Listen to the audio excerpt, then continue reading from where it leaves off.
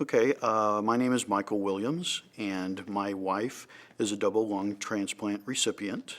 So I am right now a board member for Second Wind, and I've gotten into that group obviously because of my wife's experience with the double lung transplant. So I'm coming at this from a caregiver's point of view.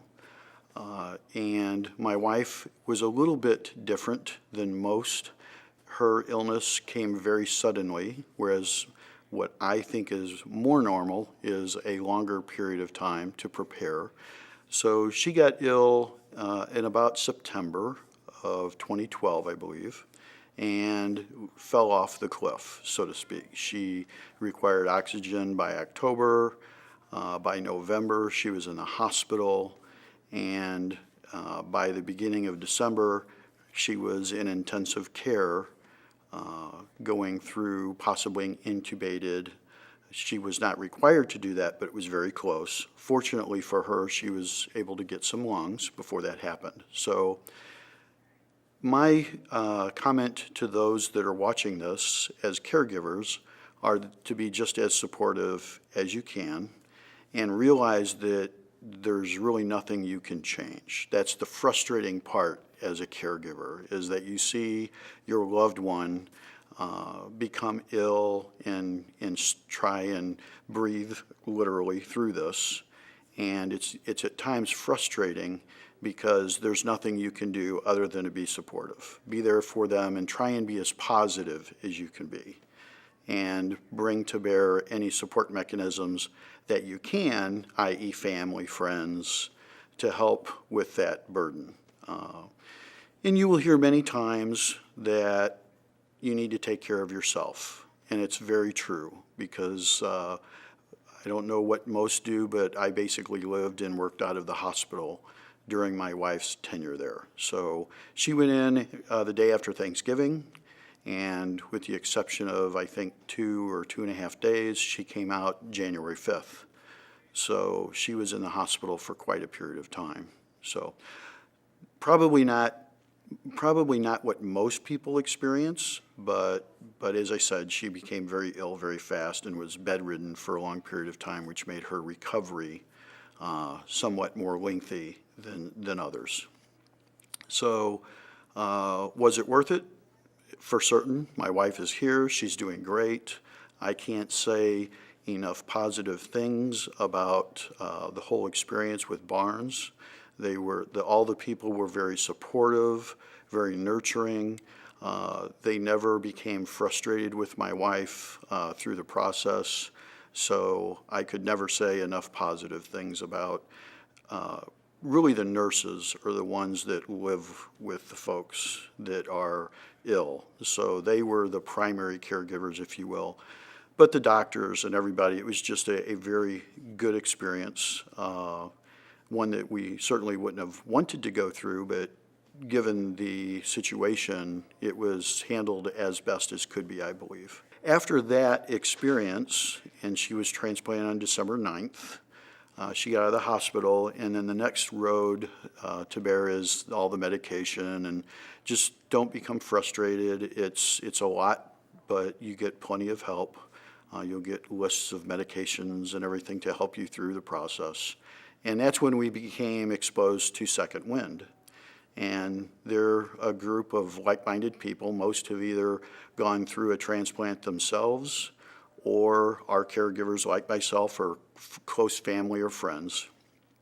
And it's an organization that really tries to help with some of the financial difficulty that people will find themselves in having gone through this experience. It's also a very supportive group in that most of the folks have been there, done that, so to speak. So if you have questions, they can either give you an answer or perhaps guide you on where to get that answer. So beyond that type of support, then they obviously endeavor to help out financially where they can for those that need it. And there are many people that come to live here for a short period of time while waiting for their transplant. and that's very beneficial to them. Fortunately for my wife and I, we're 30 minutes from downtown St. Louis, so we didn't require any extra living expenses or anything of that nature. So my comment would be to either use Second Wind. That's the group that I would recommend. They're very great folks. But find some support mechanism for yourself that you can use, lean on, endeavor to find questions, answers, and that's really about it. That was our experience. As I said, my wife became very ill very fast, so we didn't get time to prepare. The normal illnesses, it appears, you'll get time to do like a pre-screening and pre-testing and pre-education, and unfortunately we didn't get a lot of that. So you'll be more prepared than my wife and I were. But like I said, great, couldn't say enough positive things about the folks at Barnes and the Second Wind Lung organization itself. The one part, I mean, as a caregiver, you're always trying to be positive, and you're always trying to think of the positive things. And the one thing that I will never forget is the last day before my wife got her lung. She was very ill, and that was the first day or recollection that I have that I thought I could lose my wife. And that is etched in the memory forever. And so that was very, very troublesome. But I would say the second best thing was seeing her extubated after she came out of intensive care, and her taking her first breath, if you will, without assistance. And that was, as much as it was agonizing seeing her that day before she got her transplant, it was that much more positive seeing her breathe the first time after the surgery and being extubated. So those are the two things, those are the two moments, both obviously the very bad and the very good, that were the most, that I can recall the best or the most. They have new lungs, and you're always thinking, is it going to work? And once they extubate the patient and they breathe on their own, it's a sigh of relief. It's happening. It works. She's okay. So yeah, it was very surreal. Yeah, there's a lot of anticipation that goes with that. One thing that I was very fortunate to do that I don't believe everyone is able to, I was in the ICU with my wife when they came in to do her first bronchoscopy.